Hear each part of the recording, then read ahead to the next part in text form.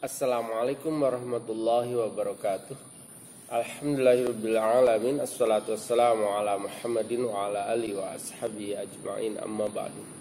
Alhamdulillah, kita selalu dan senantiasa memanjatkan puji syukur pada Allah Subhanahu wa taala yang telah menganugerahkan berbagai nikmat kepada kita.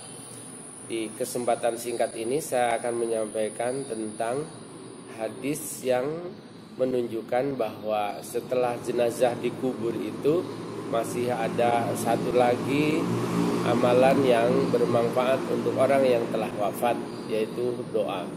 Saya bacakan hadisnya dari Abu Dawud, nomor hadis 3221. Karena Nabi sallallahu alaihi wasallam adalah nabi itu idza faraga min dabnil mayyiti, kalau telah usai menguburkan jenazah dilanjutkan dengan waqafa alaihi, Nabi berdiam, berhenti sejenak. Untuk apa? Nabi bersabda, istaghfiru li akhikum, mohonkan ampun untuk saudaramu yang telah dikubur itu, karena dia sedang ditanya. Wassalul bitasbit, dan mintakanlah untuk dia itu keteguhan. Fa innahu yus'al, karena malaikat sedang menanyakan tentang apa yang telah dilakukannya selama hidup di dunia. Dari amanah-amanah, apakah sudah ditunaikan?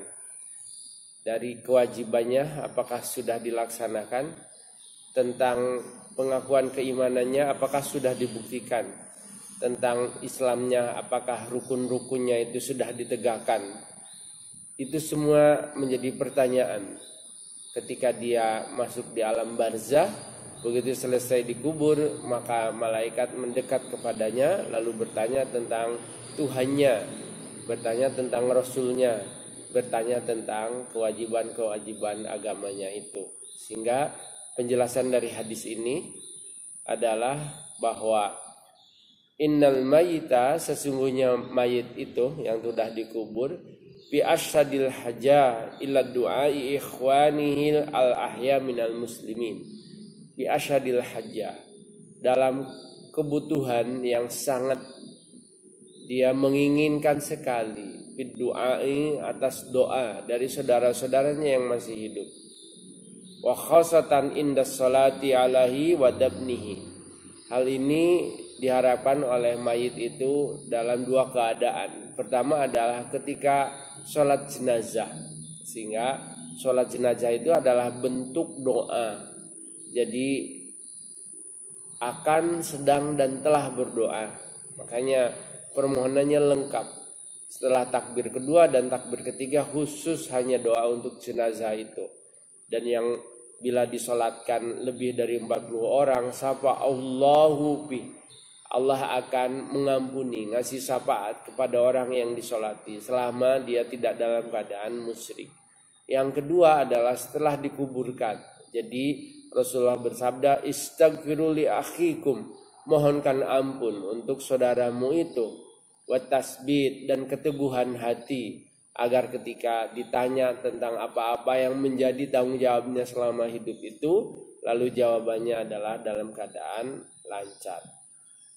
Nah, Nabi itu bersabda kepada hadirin yang ada, meminta kepada orang yang mengikuti prosesi penguburan jenazah itu untuk yatlubun Nabi sallallahu alaihi wasallam minal hadirina ma'ahu ayatlubu minallahi ayaghfira lil mayyiti. Jadi memohon kepada semua yang hadir itu untuk agar dosa-dosa dari almarhum itu diampuni. Wa yamhu anhu sayyiatihi, dan untuk diampuni segala kesalahannya itu. Dan Nabi berulang-ulang bersabda demikian karena saking utamanya dari hal yang masih tersisa dari orang yang masih hidup kepada orang yang telah wafat itu adalah doa. Doanya bagaimana? Doanya adalah yang paling ringkas itu Allahumma ghfir lahu. Itu mencukupi. Singkat sekali, hanya 2 detik. Allahumma ghfirlahu, ya Allah ampunilah dia, warhamhu, dan sayangilah dia. Kalau sudah wafat itu bukan semoga husnul khotimah, itu adalah kata-kata yang tidak tepat. Karena husnul khotimah itu bagi orang yang masih hidup. Karena itu kalau ada kabar di WA, ada berita, lalu muncul doa, semoga husnul khotimah, betul, itu salah. Yang benar itu semoga diampuni dosanya, itu yang tepat. Jadi tulis aja, semoga Allah mengampuni dosanya, selesai. Daripada semoga husnul khotimah. Husnul khotimah itu adalah doa bagi orang yang masih dalam keadaan hidup, masih ada ruhnya, masih punya kewajiban-kewajiban. Lalu doanya mudah-mudahan mendapatkan husnul khotimah. Tapi kalau sudah wafat itu udah telat. Jadi doanya gimana? Bukan itu. Doanya adalah Allahumma ghfirlahu atau Allahumma sabbithu, ya Allah teguhkan pendiriannya ketika dia ditanya lalu menjawab dalam keadaan lancar. Jadi termasuk bagian dari keutamaan setelah penguburan itu adalah berdiri untuk berdoa. Dalam ayat surat At-Taubah ayat 84 Allah berfirman, A'udzubillahi minasyaitonirrajim. Wa la tusalli ala ahadim minhum mata abadan.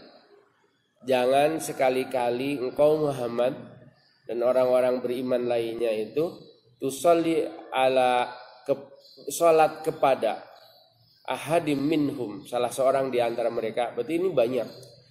Ahadim minhum, salah satu dari antara mereka, dari mereka itu mata yang telah meninggal dunia, selamanya jangan kau doakan. Dan yang kedua, wala takum ala qabrihi, dan jangan sampai takum itu koma yakumu, janganlah kau berdiri. Maksudnya adalah janganlah berdoa setelah dikuburkannya itu. Mengapa demikian? Innahum kafaru billahi, karena mereka itu ingkar kepada Allah, wa rasulihi, dan tidak mengakui rasulnya, wa matu, di jamak juga, ini banyak orang berarti, wa matu, dan mereka itu meninggal dunia, wahum fasikun, dalam keadaan fasik, dalam keadaan rusak keimanannya itu. Ini ayat khusus turun kaitannya dengan seorang tokoh munafik di Madinah, Abdullah bin Salul bin Ubay. Di tahun ke-9 Hijriah dia meninggal dunia. Lalu anaknya Abdullah bin Ubay meminta pada Nabi untuk nyolati. Ketika Nabi sudah datang, itu Umar berbisik, Nabi jangan kau solati. Bukankah dia itu gembong munafik? Udah jelas-jelas tanda-tanda sifat karakter dan bukti kemunafikannya. Sudah gak perlu berdoa untuknya. Lalu Nabi maju mundur ketika itu. Akhirnya Nabi itu memutuskan untuk tetap mensolatinya. Begitu selesai sholat, lalu turunlah ayat ini. Kaitannya adalah setengah menegur kepada Nabi, warning Nabi dan kepada kita untuk mengikutinya, bahwa wala tusalli, janganlah engkau Muhammad mensolatkan ala ahadim minhum, kepada salah seorang mereka, maksudnya Abdullah bin Salul bin Ubay itu, untuk disolati. Jadi gak perlu. Karena apa? Dia itu tidak mau menerima Islam, tetapi karena kepepet tidak bisa lagi berkutik kecuali harus menerima Islam. Secara casing dia berislam, secara isi hati dia itu mengingkari Islam, sehingga dalam perilakunya menunjukkan perilaku yang kontradiktif dan anomali dengan keyakinannya itu. Dan itu nampak dan dirasakan. Bagi yang bersangkutan mungkin masih merasa bahwa itu aman. Jadi intinya bahasan kali ini adalah satu, bahwa setelah orang selesai dikuburkan itu masih ada satu lagi keutamaan yang sebaiknya dilakukan oleh orang-orang yang ikut takziah menghadiri prosesi penguburan, yaitu bentuknya doa. Doanya bisa dilakukan dengan sendiri-sendiri, bisa dilakukan dengan berjamaah, bisa dengan duduk, bisa dengan berdiri. Cuma seharusnya adalah menghadap kiblat. Cuma kalau kita melihat dari redaksi ayat surat ke-9 ayat 84, doanya itu dengan berdiri.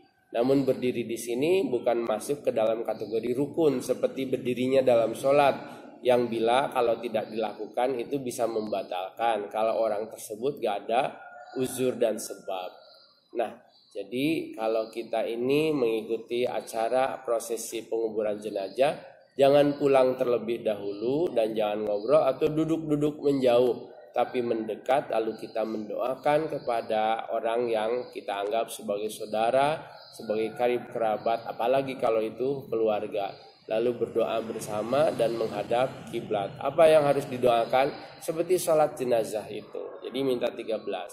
Allahumma gfirlahu warhamhu wa'afihi wa'fu anhu wa akrim nuzulahu wa wasi' madkhalahu waghsilhu bima'in wasaljin wal barad wa naqihi minal khataaya kama yunaqqas sabul abdinu minad danas wa abdilhu daron min darihi wa ahlan min ahlihi wa jauzan min jauzihi wa kihi fitnatal qabri wa adzaban nar. Minta 13 hal.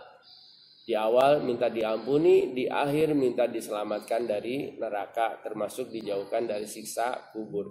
Itu doa yang dipanjatkan kepada Allah untuk orang yang baru selesai dikubur. Mudah-mudahan bahasan kali ini bermanfaat. Akhirul kalam. Assalamualaikum warahmatullahi wabarakatuh.